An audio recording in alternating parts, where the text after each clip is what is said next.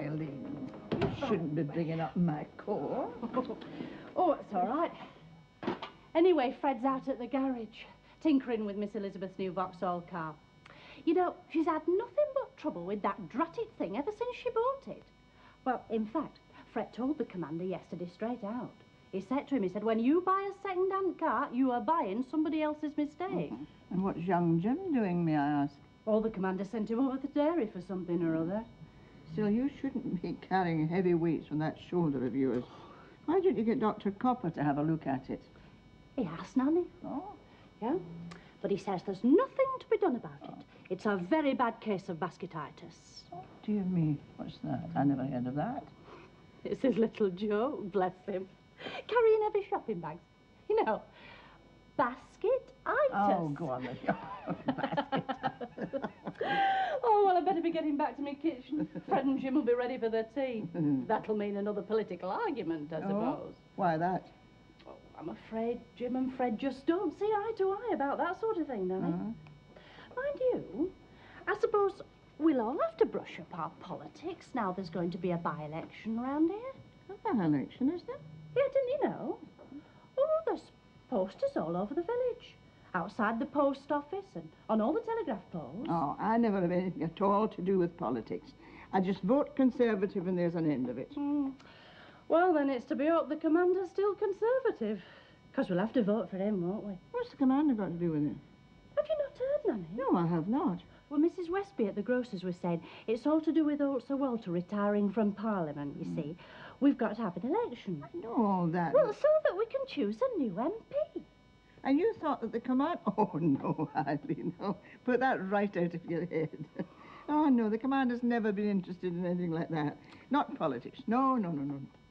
And now what should we drink to? Better luck in 1937. Yes, for all of us. And here's to the hope that Geoffrey comes to his senses and the ultimate survival of your marriage. And God save the King. Well, I will drink to an increased Conservative majority for the new honourable member for Horbury and Westcombe Division, my very dear friend Arthur Bourne, MP. Oh, at least say you'll think about it. Well, Rosie, I will promise you this much. That if anyone could talk me into it, you flatterer, it would be you. Oh, thanks, I like that. Well, you have a knack of giving a man confidence, you know. You're just like your father. You're very good at talking people into things. Don't let's go into that again. No, no, we won't. Anyway, there are times when I could do with a little more confidence myself. Yes, I know. I wish I could be confident that Geoffrey will tire of Miss Finch before it goes too far. Somehow I can't. Oh, what is it now? I'm sorry, Commander, if I'm disturbing you, but it's Mrs. Hedges. She's wanting a word with you about the carol singing at Christmas. She's at the front door. Oh, Lord, is she? Yes. I'm on my way. No, no, don't go. Now and show Mrs. Hedges into the hall, would you? I won't be a moment. Do stay. Finish your sherry. I'll be back. Morning, Arthur. How do you do, Mrs. Cartland? We haven't met, but I do know all about you. I do hope I haven't interrupted tete-a-tete. No, no, not really, no. Oh, if you'd like to speak privately, I can easily go to the other Gracious room. me, no. I hardly think the date of the carol rehearsal is a closely guarded secret, do you, Arthur? No, no, indeed not. Do stay, Rosie. Help us with our deliberations. We take these things extremely seriously in Winchley. And Mrs. Carton lives over at Layford, of course. Oh, indeed, I know. And as a matter of fact, I knew I was going to have the pleasure of meeting you before I turned into the drive. Your car is rather conspicuous, isn't it? Oh, yes, it is, Mrs. Hedges. I'd much rather have one of those darling little baby Austins. But my husband had it made specially for me, to his own design. As you say, it is very conspicuous. Everyone knows exactly where one can be found. Then perhaps you should have one designed especially for him, Mrs. Cartland. Then you'd know at any given time exactly where he was. Don't you think that might be rather useful? Winifred, shall we discuss the carol rehearsal? No, the girls will be coming up in a day or two, but I think we ought to settle a day. Well, the evening of the 11th, if that's all right, here, as you've so much space and a good piano. Yes, yes, I should think so, if that's suitable for everyone. The 11th, right. At what time? Well, 9:30. That is, if you'll have finished your dinner. For you, Winifred, I shall try. 9:30 it is. Right. Is there anything else we ought to discuss? No, I don't think so. Well, then you're a very naughty girl. You shouldn't have come all this way just to fix a date. Could have telephoned. Oh, not that we aren't very pleased to see you, of course. Well, now that you are here, may I offer you a drink? Oh, gracious me, no. It's far too early for a busy bee like me to touch anything. No, I never take a drink until much later, when I have my dinner with Adrian, and then it's only a glass of wine. Well, as a matter of fact, there was something I'd rather like to discuss. There's a rumour in the village that you've been invited to stand as Conservative candidate for the by-election. Is it true? Well, it has been mooted, yes. The suggestion came from the retiring member via Lord Sedgefield. So, Walter? Well, all I've got to say is he must have taken leave of his senses. Oh, thank you very much. Oh, don't be naughty, don't be stupid, Arthur, really. How silly of you. It's just that when Adrian was talking about it, I thought he must be joking. Oh, it's very kind of you. Arthur, you know perfectly well that everybody respects you around here. You're a wonderful man, and you were a gallant officer when you were in the Navy, but a politician. Oh, do say you're not serious. Make life so much more simple for my Adrian. Adrian? Well, how does he, Oh, I see. Is he in the running? Well, actually, not yet. But I'm quite sure that if you were to consider standing down, the local organizer... Standing down, Mrs. Hedges? What do you mean? Oh, no, Winifred, you put me in a very slight quandary. Because I was just promising Mrs. Carton the moment before you arrived, you know, to give the proposal some very serious consideration. Oh, I see. Oh, naturally, if you're promising Mrs. Cartland. Adrian and I were discussing it only the other day, Arthur. You see, he's thinking of putting himself forward.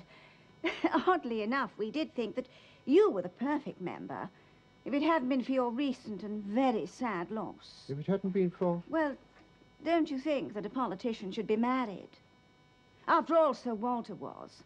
A wife can be so useful to a politician.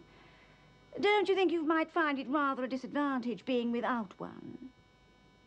I do, Winifred, and that is whether I stand for Parliament or not. Oh. Oh, I'm so sorry. I didn't mean it like that. Oh, do forgive me. No, please, that's quite all right. It's quite understood. It's just with you in the running, Adrian doesn't stand a chance. I mean, how could he against you? I mean, not a hope. And I do so want it for him so badly. Look, I haven't agreed to stand yet. You know, it's purely a suggestion from Lord Sedgefield in the central office. But you will, I'm sure.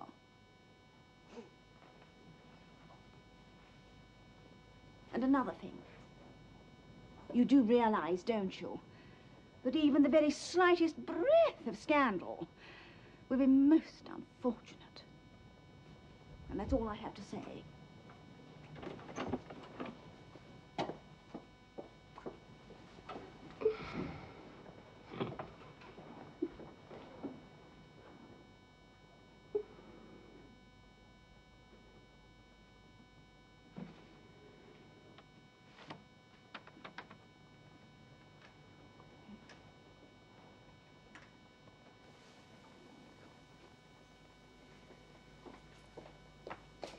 Well, I got another toast for you. God save this constituency from Adrian and Winifred Hedges. I very nearly lost my temper, especially when she made that quite beastly allusion to Helen. Oh, my dear, she didn't mean it. Just didn't think. Water off a duck's back. I always heard she was a ghastly woman. Now I know she is. Mind you, I quite enjoyed the little cabaret. I can't wait to see the dreadful woman conduct the carols. Now, I'd better climb into my conspicuous car and go home. All right, Rosie, if you really must. Oh, by the way, will Geoffrey be in residence? Oh, no, it's not very likely. He's probably where he usually is, sitting by the fire at Miss Finch's cottage, planning their future. He'll be home for dinner, of course. Oh, it's all such nonsense, isn't it? Hey, nobody marries Penelope Finch. She's a tart. And everyone knows it. No, Anne used to meet her when she was out hunting. Quite liked her, but said, out for all the husbands, Daddy. Well, her exact words, not the sort you marry. Yes, well, that in itself is a challenge. Geoffrey is something of a trailblazer, you know. Besides, he is honourable. I suppose he feels it's the least he can do for the girl, having once taken her up. Yes, well, what about this poor girl? Oh, I should be all right. Rosie, you still love him, don't you? Yes, I do. All right, I married him for his money. Because I was sorry for him. You know, Peter's mother died when she was very young. I liked him, I admired him, and besides, there was no one else in sight. Correction? My father had a very good-looking flag lieutenant called Arthur Bourne, but he was spoken for.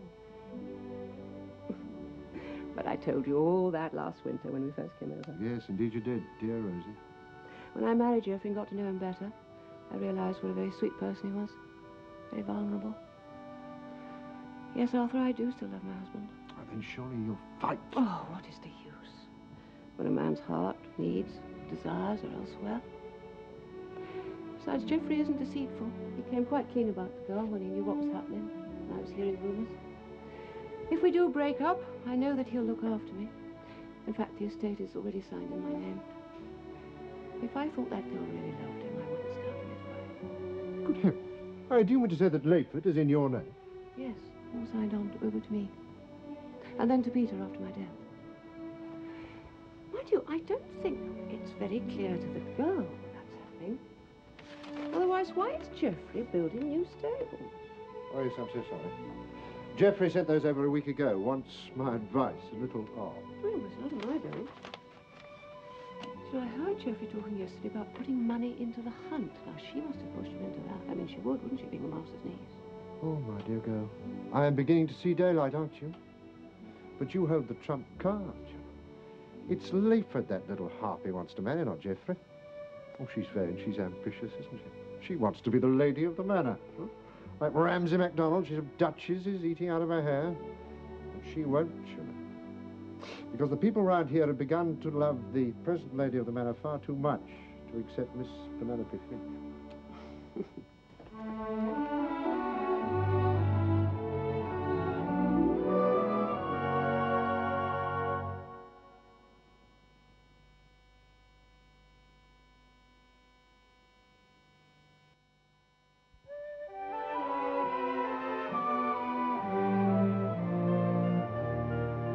Bonnie nearly had me off at that brook, you know. I think she must have shied at the sight of Lydia Waterhouse on that vast grey animal of hers, like something out of a circus. You have a very sharp tongue, Penelope, and a heart of stone. I hope I never get on the wrong side of you.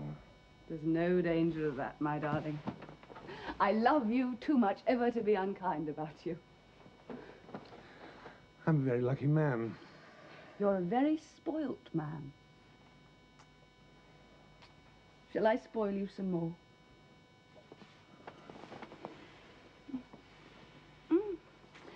Don't get me so excited. It's too frustrating. Why should it be? It's a perfectly simple remedy. It isn't simple, and you know it. You have to be home for dinner, and it's 7 o'clock now. We shouldn't make love with one eye on the clock. It makes our love cheap. No better than a quickie. I'm serious, darling. My love for you is very special. I want to marry you, Penelope. But Rosie has to give me a divorce. The ball's in her court. I don't know what she intends. We haven't spoken to each other for 3 days. I want to go on being with you, but not here. We can go anywhere. I'm not pinned down to this part of the world, you know. Oh, yes, you are, Geoffrey, as far as I'm concerned. No Layford, no marriage, and that's definite. I'm sick and tired of the motor works. I want to hand it over to my son, Peter. And then we can go and live in the sun in Spain or Italy, where it's warm and pleasant. We'll have each other. I want Layford, Geoffrey. I want that house, and I want the position that goes with it. I want to stand at the top of that marble staircase and receive my guests at a great ball, knowing that they'd been in a muck sweat for weeks beforehand, wondering if they'd been invited. I can see the invitation cards now. Lord and Lady Cartland of Layford. Oh, you'll get a peerage, Geoffrey, don't doubt it. What for? For all you've done, of course. For the British motor car, for the Empire, for the hospitals. The idea's never been mentioned. You can get a title if you want to, Geoffrey. Don't be so childish. You know you can. I have a title now. What? M.I.Mech.E., member of the Institute for Mechanical Engineering. I worked very hard for it, and I'm very proud of it. Darling, I know it's been very difficult for you socially. I want you to put Layford Hall out of your mind for a couple of weeks. Go away, go to camp. Stop off at Paris en route. Buy yourself some pretty clothes. Are you trying to get rid of me? No, it's simply that I think that while Rosemary is making up her mind, it's as well if you weren't about the place. Perhaps if you were out of the country.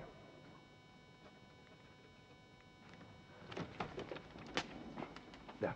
What's this? Good Lord. Let's go shopping in Paris with. I'll join you in Cannes in a couple of days, or as soon as I can. Book into the Carlton Hotel. We'll spend Christmas there together. I'll make all the reservations by telephone from the office. Geoffrey, you can't be serious. All this? Oh, darling, I love you so.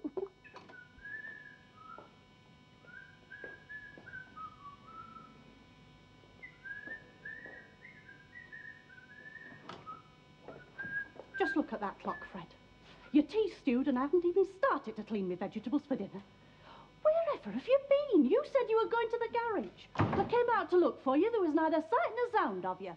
Nor Miss Elizabeth's car, neither. Well, I've been down to the village to get a new bulb for a red lamp. Are you asking me to believe that took you all of 2 hours? Fred Case, whatever's come over you? Oh. Champagne Charlie is my name. By pop, pop, pop, I rose to fame. Come here. You've been drinking, haven't you? I thought you had the minute you came through that door. Disgusting. I'm the idol of the bar makes. Champagne Charlie is my name. Oh, I never thought I'd live to see this day, Fred. You know you never could take much. Well, today's different, isn't it? I've been doing an act of kindness. You'll never guess who I've been drinking with. Give us a kiss and I'll tell you. Oh, you're a daft thing, Fred. You get us our notice. We're married, aren't we? Yeah, it only makes it worse. Oh, that's what you took me for, Eileen, wasn't it? For better or for worse. So, if it's for worse, well, still all right, isn't it? No, yes. Oh, you're getting me all muddled up now, Fred. So, Daisy, Daisy, give me your Fred, answer. do be quiet. You'll have Nanny down here. Oh, let her come. She might learn a thing or two, eh?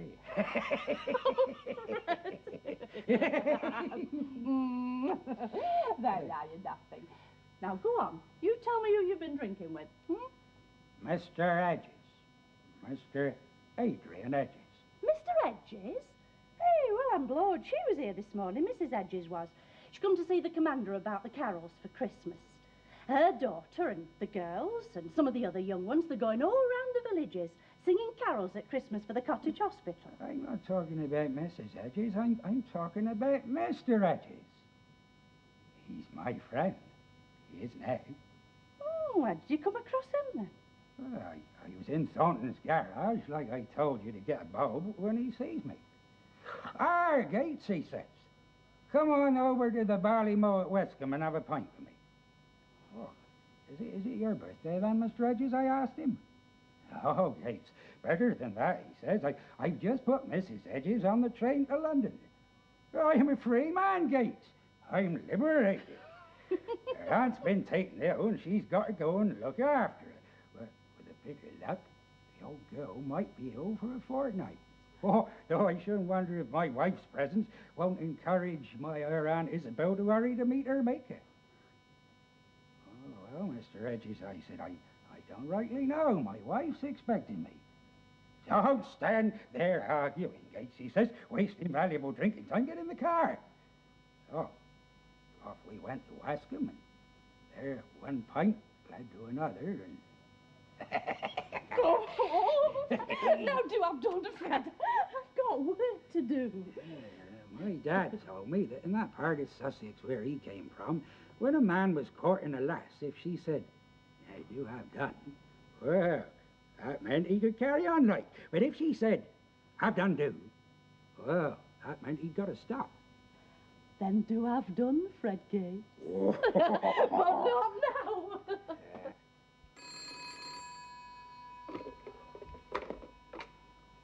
Hello?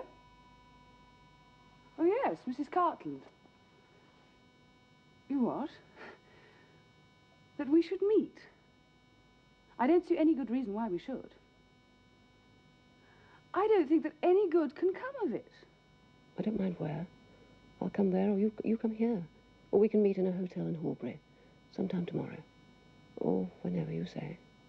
I don't think we've got anything to say to each other, have we, Mrs. Cartland? Surely any talking now should be done through our respective solicitors. As far as I'm concerned, it hasn't got as far as our solicitors. I would be very grateful if I could have some of your time tomorrow. I'm afraid tomorrow's out of the question, Mrs. Cartland. I'm going down to London by the early train, and I'm leaving the country tomorrow afternoon. Yes, I'm going abroad. To the south of France. When will I be back? Well, I'm afraid you'll have to ask your husband about that. Yes, all I know is we're going to Cannes for Christmas. To the Carlton Hotel. Yes. What? Is he here with me now? Oh, Mrs. Cartland, what a question.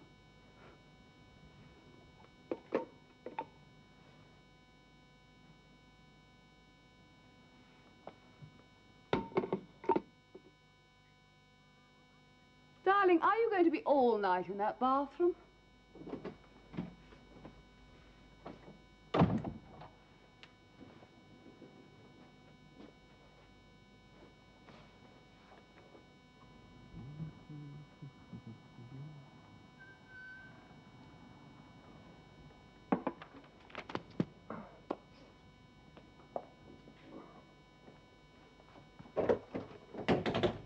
Oh, hello. Come in. I'm just going through some political bump. And it... Oh, Rosie. My God, what's happened? I'm sorry to rush in, but I just had to tell you I've lost my battle. Lost your bet? The decision whether to divorce Geoffrey or not. It's been completely taken out of my hands. It's not important anymore. Out of your hair? When Geoffrey came home, presumably from being with her, he went straight upstairs, he packed a suitcase, he took the big car and left for London. Left you? Yes, I suppose that's how the law would see it. He had the grace to leave me a note on the hall table explaining that he was going to Cannes for Christmas. This is with Miss Finch. Of course. She informed me of that herself. After which he'll see his financial advisors, his accountants, and so on, and give up his interest in Carter Motors to Peter, or his nominee. He is giving it all up, Arthur. Everything his father left in trust for him. Everything he's worked for. Built up all his working life. For a woman.